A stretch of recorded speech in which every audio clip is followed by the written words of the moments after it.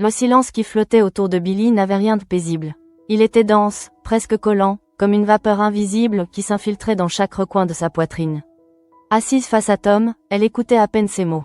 Elle voyait ses lèvres bouger, son regard inquiet glisser sur elle, mais tout semblait lointain, déformé. Depuis son renvoi de l'institut, quelque chose s'était fissuré en elle. Pas brutalement, non, lentement, sournoisement, comme une fatigue qui s'installe et que l'on refuse d'admettre. Tom, lui, refusait de lâcher. Il avait sorti des pâtisseries, trop sucrées, trop grasses, comme il disait en riant nerveusement. Une thérapie maison, maladroite mais sincère. Il essayait de recréer une normalité qui n'existait plus. Il parlait de se battre, de ne pas laisser tomber, de prouver qu'il valait mieux que ça. Billy l'écoutait enfin, mais son regard restait ailleurs. Elle n'avait plus cette énergie, plus cette rage qu'il avait toujours définie. Elle ne voulait plus lutter contre un système qu'il avait rejeté sans ménagement. Elle voulait juste respirer. Quand elle lui annonça qu'elle avait un entretien pour un poste de seconde dans un restaurant qu'elle admirait depuis longtemps, une lueur passa dans ses yeux. Une lueur fragile, mais réelle. Tom sourit, trop fort peut-être, comme pour masquer la peur que cette nouvelle éveillait en lui. Car il comprenait que Billy était déjà en train de partir, pas seulement de l'institut, mais aussi de ce qu'ils avaient été. L'arrivée de Ferdinand coupa court à cette conversation suspendue. Il entra sans fracas, mais sa simple présence suffit à faire basculer l'air de la pièce. Tom le sentit immédiatement. Il y avait quelque chose dans la manière dont Billy se redressa, dans ce micro-sourire qu'elle tenta de réprimer. Le choc fut silencieux, mais violent. Tom comprit sans qu'on ne lui dise rien. Il comprit qu'il était arrivé trop tard. Ou peut-être qu'il n'était jamais vraiment arrivé au bon moment. Plus tard, Anaïs passa prendre des nouvelles. Elle n'eut pas besoin d'insister longtemps. Tom finit par lâcher l'information, presque malgré lui. Billy et Ferdinand, officialisés. Le mot résonna comme une gifle. Anaïs ne dit rien, mais son regard en disait long. Ce n'était pas un jugement. Plutôt une inquiétude diffuse, comme si elle pressentait que cette relation, née dans le chaos, porterait en elle des fractures invisibles. Pendant ce temps, à l'hôtel Jourdain, Étienne Castelmont posait ses valises avec l'assurance de ceux qui savent exactement pourquoi ils sont là, même lorsqu'ils prétendent le contraire. Il retrouva Ferdinand avec une facilité déconcertante, comme si le temps et les silences accumulés entre eux n'avaient jamais existé. Son sourire était maîtrisé, presque trop. Celui d'un homme qui avait appris à cacher ses intentions derrière des gestes familiers. Étienne parla de Storek, du prix, des années de relations qu'il avait entretenues dans l'ombre. Il savait comment appâter son fils. Il savait où appuyer. Ferdinand, lui, restait sur la défensive. Il ne voulait pas être un outil. Pas encore une fois. Il posa des limites claires, tenta de garder le contrôle. Mais Étienne n'était pas venu pour négocier à armes égales. Il était venu pour récupérer Léonard. Et pour ça, il était prêt à tout. Lorsque le nom de Léonard fut prononcé, quelque chose se durcit dans le regard de Ferdinand. Il refusa net de l'impliquer. Léonard n'était pas une monnaie d'échange. Pas pour lui. Étienne l'écouta, hocha la tête, puis lâcha cette phrase qui scella tout. Sans Léonard, il n'y aurait pas de deal. Le ton était calme, presque doux, mais la menace était là, nue, évidente. Ferdinand céda, pas par faiblesse, par fatigue, par ce mélange de loyauté tordue et de culpabilité qu'Étienne avait toujours su exploiter. Il posa une condition, Billy ne devait rien savoir. Étienne accepta sans discuter, trop facilement. Ce détail aurait dû alerter Ferdinand. Mais il était déjà trop tard. Le bijou entra en scène comme un symbole chargé de promesses et de mensonges. Une montre, présentée comme ayant appartenu à la mère de Léonard. Un objet intime, presque sacré. Étienne la confia à Ferdinand avec une gravité calculée. Si Léonard voulait en savoir plus, il n'aurait qu'à venir déjeuner avec eux. Rien de plus, rien d'engageant, juste un repas, juste une discussion, en apparence. Pendant que ses fils invisibles se tissaient, Billy reçut un appel. L'entretien était annulé. Le chef avait appris son renvoi. La sentence était tombée sans appel. Elle raccrocha sans un mot, le visage figé. Toute l'énergie qu'elle avait tenté de rassembler s'effondra d'un coup. Ce rejet-là était différent. Plus intime, plus cruel. Elle proposa à Ferdinand de passer la soirée ensemble. Elle avait besoin de réconfort. Il accepta, bien sûr. Mais son esprit était déjà ailleurs, encombré par le poids du secret. Quand Ferdinand se retrouva face à Léonard, il tenta de choisir ses mots avec soin. Il parla de regret, de volonté de réparer. Il minimisa, il mentit par omission, puis il sortit la pochette.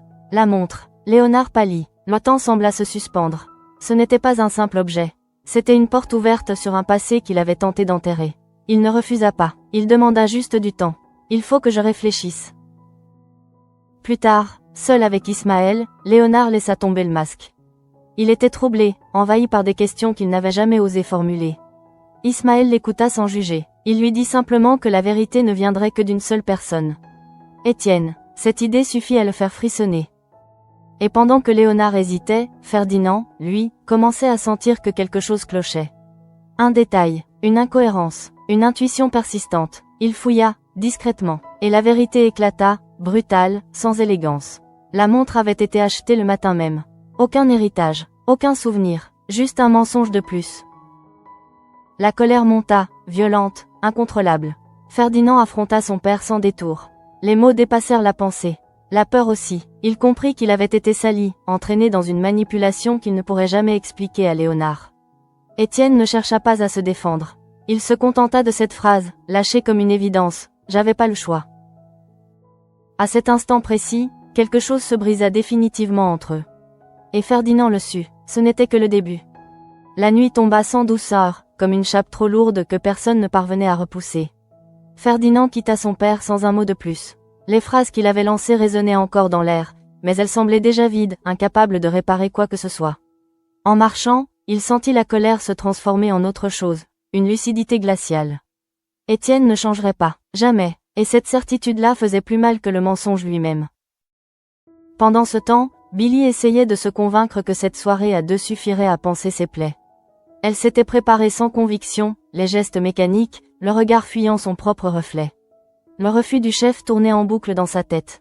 Ce n'était pas seulement un entretien annulé, c'était la confirmation qu'une étiquette collée trop vite pouvait tout détruire. Renvoi de l'institut, motif flou, réputation entachée. Elle avait beau se dire qu'elle valait mieux que ça, le doute s'insinuait, tenace. Quand Ferdinand arriva, elle sentit immédiatement que quelque chose n'allait pas. Il tenta de sourire, mais son visage était fermé, presque dur. Elle n'insista pas. Ils s'assirent côte à côte, proches sans vraiment se toucher. Le silence, cette fois, n'était pas confortable.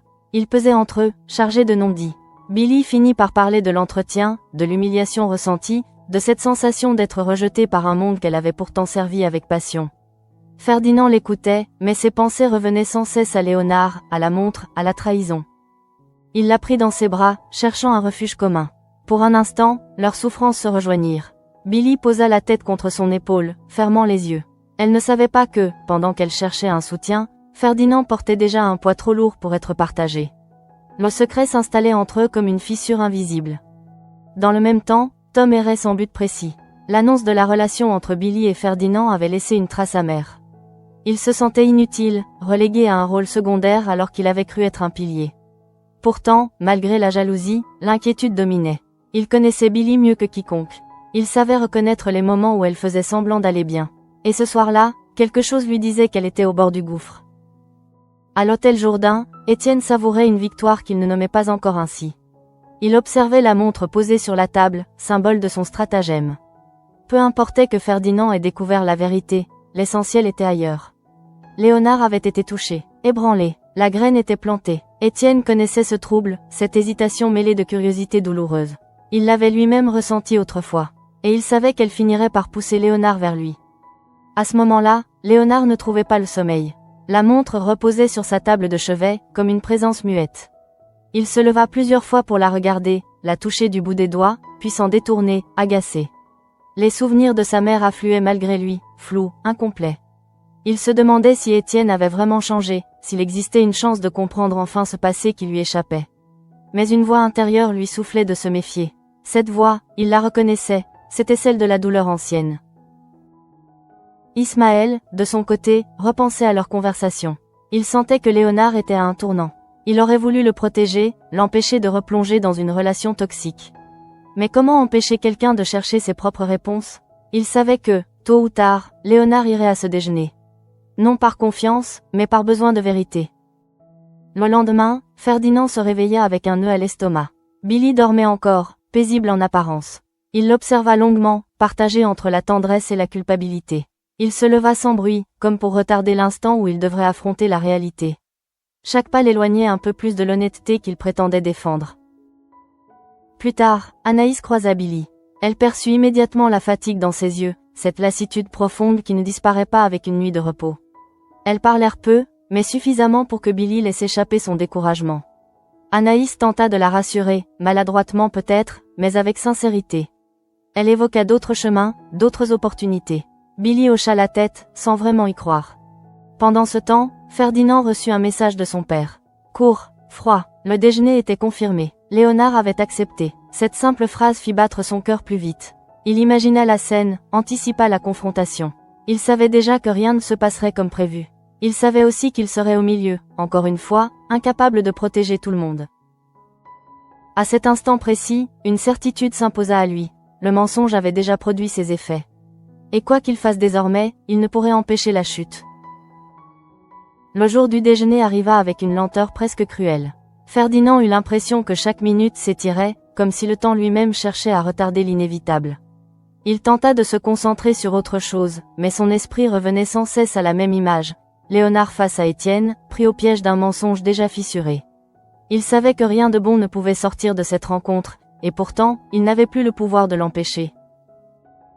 Pendant ce temps, Billy s'efforçait de reprendre pied.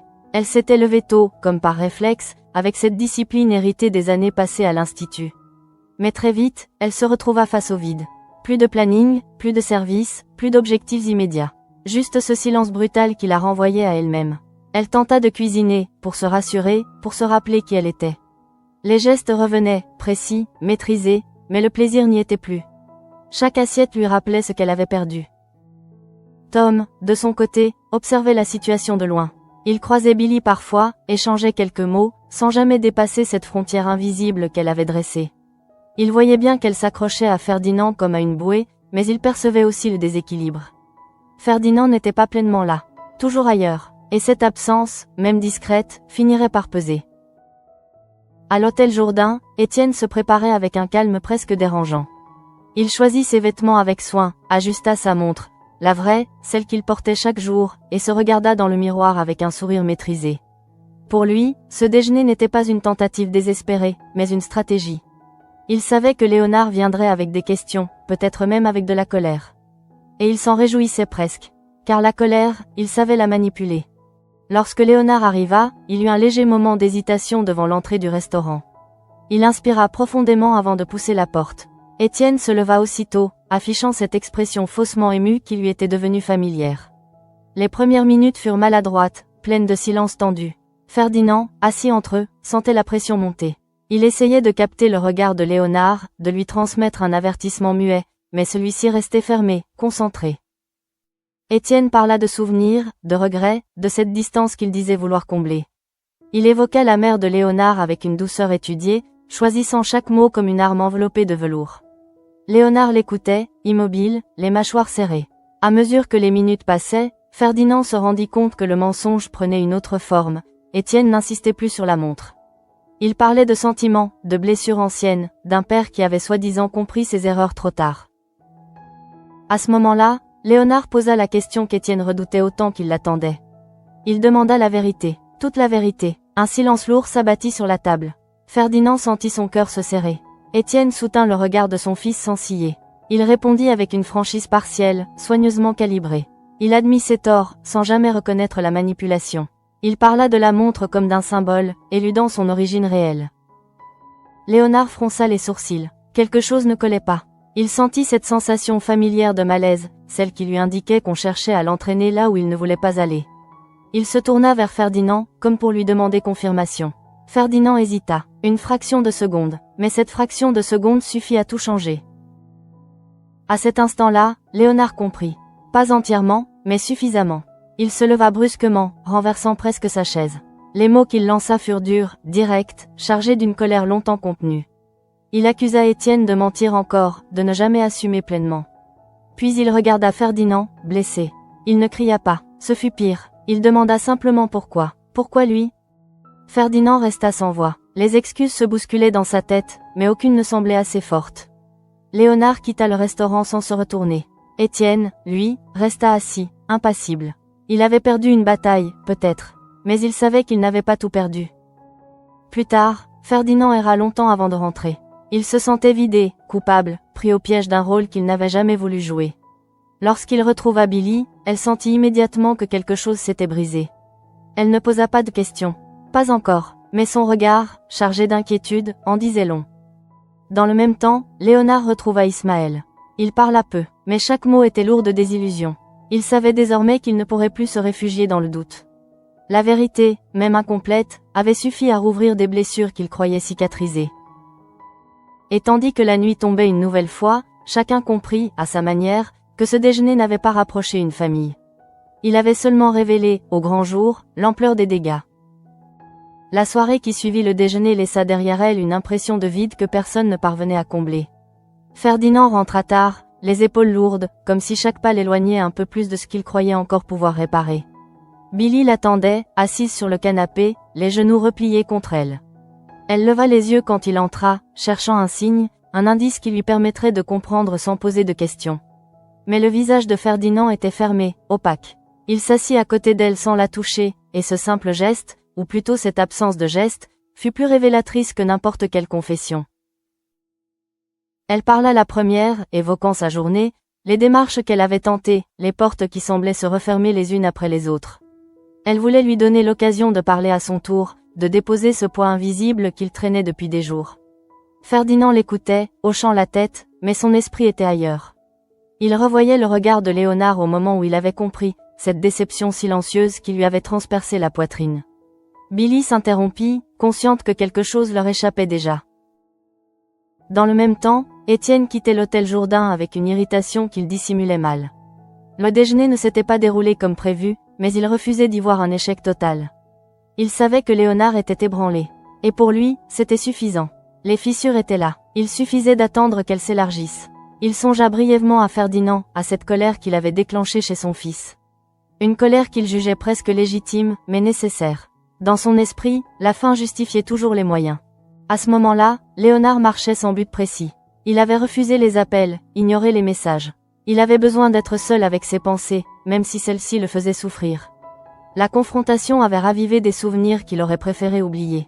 Il se souvenait des silences, des absences, de cette sensation d'avoir grandi sans véritable explication.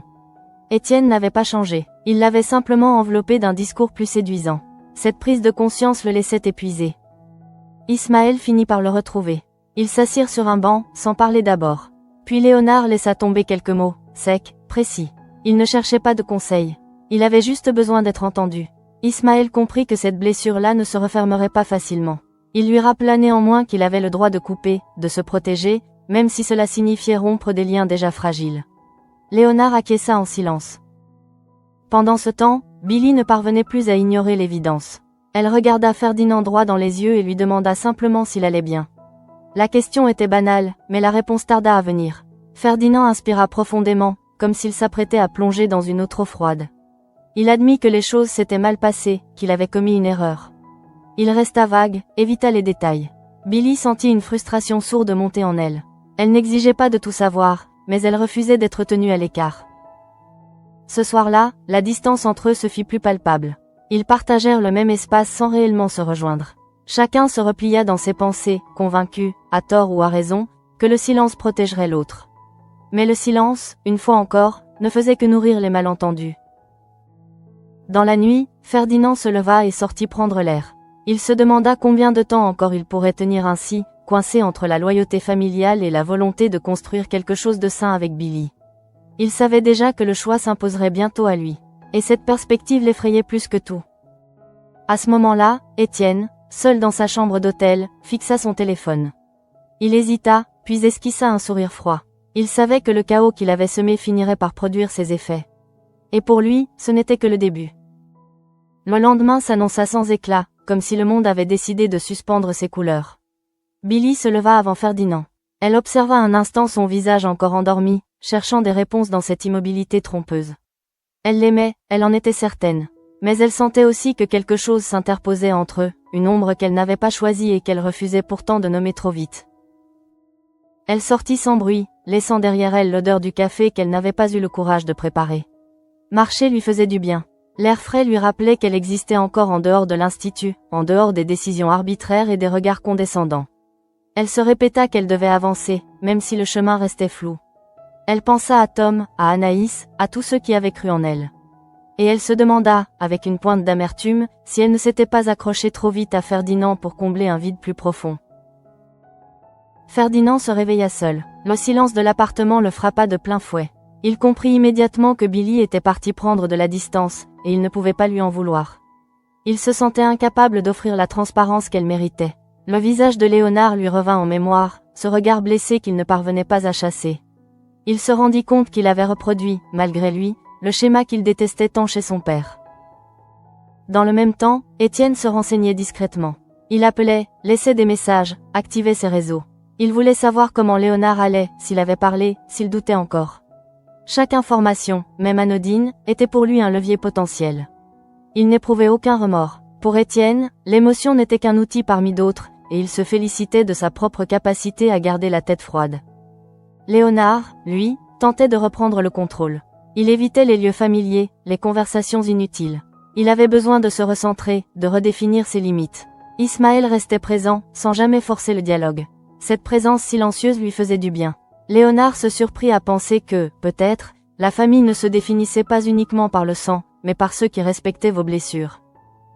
Plus tard, Billy retrouva Anaïs. Elles parlèrent longuement, sans détour. Billy confia sa peur de s'être trompé, de s'être laissé emporter par un besoin de sécurité immédiat. Anaïs l'écouta, attentive. Elle ne donna pas de conseils tranchés. Elle lui rappela simplement qu'elle avait le droit d'exiger la vérité, et surtout de se protéger. Ces mots résonnèrent profondément en Billy. Pendant ce temps, Ferdinand prit une décision. Il ne pouvait plus rester dans cet entre-deux. Il devait affronter son père, non pour négocier, mais pour mettre un terme définitif à cette emprise. Il appela Étienne, la voix ferme malgré le tremblement intérieur. Ils se donnèrent rendez-vous. Cette fois, Ferdinand savait qu'il n'y aurait ni compromis ni faux-semblant. À cet instant-là, chacun avançait vers un point de rupture inévitable. Les silences accumulés, les mensonges tolérés, les blessures ignorées convergeaient vers un même horizon. Et tous pressentaient que ce qui allait suivre laisserait des traces indélébiles. Le rendez-vous eut lieu loin de tout, dans un endroit neutre qu'Étienne avait choisi par habitude. Un lieu sans mémoire, sans attache, où les mots pouvaient être jetés sans laisser de traces visibles. Ferdinand arriva en avance. Il voulait être prêt, mentalement, émotionnellement. Il savait que ce face-à-face ne ressemblerait à aucun autre. Cette fois, il n'était pas là pour comprendre ni pour pardonner. Il était là pour poser une limite. Étienne entra avec ce calme qui avait toujours rendu Ferdinand nerveux. Il salua son fils comme si de rien n'était, comme si le déjeuner avec Léonard n'avait pas laissé de décombres derrière lui. Cette désinvolture fut la première étincelle. Ferdinand ne prit pas le temps d'introduire le sujet. Il parla de la montre, du mensonge, de la manière dont Étienne avait utilisé ce qui restait de sacré pour manipuler Léonard. Sa voix tremblait parfois, mais ses mots restaient clairs, tranchants. Étienne écouta, impassible. Puis il répondit, fidèle à lui-même. Il parla de nécessité, de circonstances, de sacrifices inévitables. Il expliqua que sans cette approche, Léonard n'aurait jamais accepté de le revoir. Il insista sur l'intention, jamais sur les dégâts. Ferdinand sentit alors une colère froide l'envahir. Ce n'était pas l'erreur qui le révoltait le plus, mais l'absence totale de remise en question. Il lui dit qu'il ne voulait plus être mêlé à ses manœuvres. Qu'il refusait d'être l'outil d'une réconciliation factice. Il parla de Billy, sans entrer dans les détails, mais suffisamment pour que son père comprenne que cette relation comptait.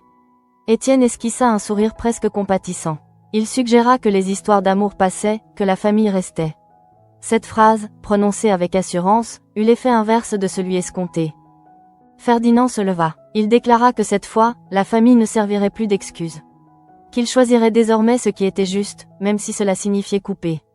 Étienne tenta une dernière approche, plus douce, presque paternelle. Il évoqua les regrets qu'il pourrait avoir un jour. Ferdinand ne répondit pas. Il tourna les talons, le cœur battant, conscient qu'il venait de franchir un point de non-retour. Dans le même temps, Billy errait dans les rues, incapable de se concentrer sur quoi que ce soit. Les paroles d'Anaïs tournaient dans sa tête. Elle repensait au silence de Ferdinand, à cette sensation d'être tenu à distance. Elle l'aimait, mais elle refusait de revivre les schémas qu'il avait déjà brisés.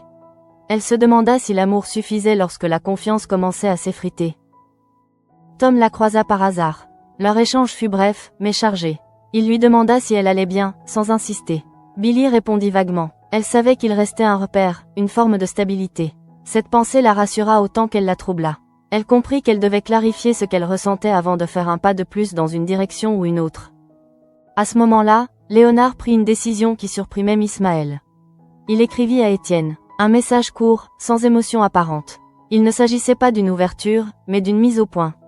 Il exigeait la vérité, toute la vérité, s'il devait y avoir un jour une discussion. En envoyant ce message, il sentit un poids se lever légèrement. Pour la première fois, il reprenait le contrôle. La journée s'acheva sur cette impression étrange que tout était à la fois figé et sur le point d'exploser. Chacun avait avancé, posé un acte, fait un choix. Et pourtant, personne ne savait encore quelles en seraient les conséquences réelles. La nuit s'installa comme un voile épais, étouffant les derniers échos d'une journée trop lourde. Ferdinand rentra tard, vidé. Il avait cru qu'en affrontant son père, quelque chose s'apaiserait en lui. Mais il découvrit au contraire un vide plus profond encore. Couper n'était pas guérir, c'était simplement arrêter l'hémorragie, sans garantie que la blessure se referme un jour. Billy l'attendait, pas assise, pas dans l'attente fébrile des jours précédents. Elle était debout, près de la fenêtre, les bras croisés. Quand elle se retourna, son regard était calme. Trop calme. Ce calme-là n'était pas de l'indifférence, mais une lucidité douloureuse. Elle lui demanda s'il avait quelque chose à lui dire. La question était simple, directe. Ferdinand comprit qu'il n'y avait plus d'espace pour l'esquive. Il parla, pas de tout, mais suffisamment. Il évoqua son père, la manipulation, la honte. Il admit avoir menti par omission, avoir voulu la protéger, maladroitement. Billy l'écouta sans l'interrompre. Chaque mot qu'il prononçait confirmait ce qu'elle ressentait depuis des jours. Lorsqu'il eut terminé, elle resta silencieuse un long moment. Puis elle lui dit qu'elle comprenait. Mais comprendre ne signifiait pas accepter. Elle expliqua qu'elle ne pouvait pas construire quelque chose de solide sur des non-dits. Qu'elle avait déjà trop perdu pour se permettre de douter de la personne à ses côtés. Elle ne cria pas, elle ne pleura pas, sa voix était posée, presque douce. C'était cette retenue qui fit le plus mal à Ferdinand. Il tenta de lui promettre que tout serait différent désormais. Mais Billy secoua la tête. Ce n'était pas une question de promesse. C'était une question de timing. Et le leur était mauvais. Ils se séparèrent pour la nuit, sans rupture officielle, mais avec une distance nouvelle, lourde de sens. Ferdinand resta seul, conscient qu'il venait peut-être de perdre ce qui lui permettait encore de croire en un avenir plus sain. Billy, de son côté, s'allongea sans trouver le sommeil. Elle savait qu'elle avait fait ce qui était juste pour elle, même si cela lui brisait le cœur. Dans le même temps, Léonard reçut enfin une réponse d'Étienne. Le message était long, confus, rempli de justifications. Aucune vraie excuse. Léonard le lut jusqu'au bout, puis posa son téléphone. Il ne ressentit ni colère ni tristesse. Juste une forme de clarté. Il comprit que certaines vérités n'apaisaient rien, mais permettaient au moins de fermer une porte sans regret. Étienne, lui, sentit pour la première fois un doute l'effleurer. Léonard ne répondait plus. Ferdinand avait disparu de son radar. Les leviers habituels ne fonctionnaient plus. Il réalisa que sa stratégie l'avait peut-être conduit à l'isolement. Cette pensée le troubla brièvement, avant qu'il ne la chasse. Il n'était pas homme à s'attarder sur les conséquences. Lorsque l'aube se leva, chacun se retrouva face à lui-même. Billy, prêt à reconstruire autrement. Ferdinand, contraint de se confronter à ses choix. Léonard, plus lucide que jamais. Et Étienne, seul avec ses certitudes fissurées. Rien n'était résolu, mais tout avait changé.